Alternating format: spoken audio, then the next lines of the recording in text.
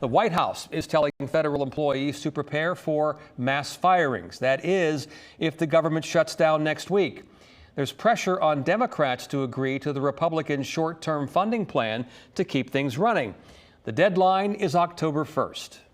They asked us to do something that's totally unreasonable.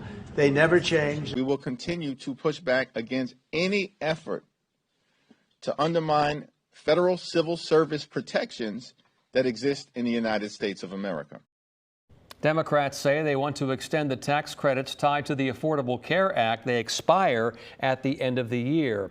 And new tonight, Cheyenne Pagan on how these cuts could affect Hampton roads. Lawmakers have until October 1st to reach a deal on government funding, or there will be a shutdown.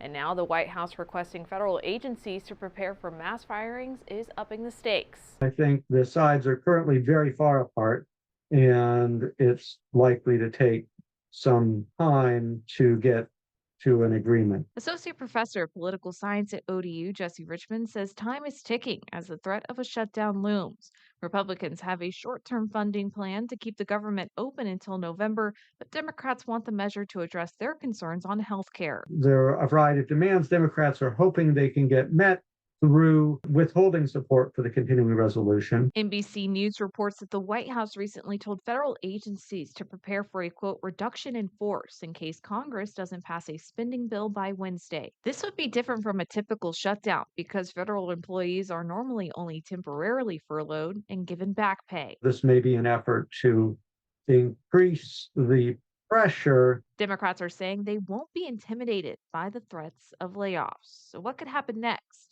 So long as most Democrats remain unified around opposition to the continuing resolution, that probably keeps Republicans in the Senate from being able to pass a CR, and thus the government shuts down. We'll keep you updated on this story on air and online at wavy.com. Cheyenne Pagan, 10 on your side.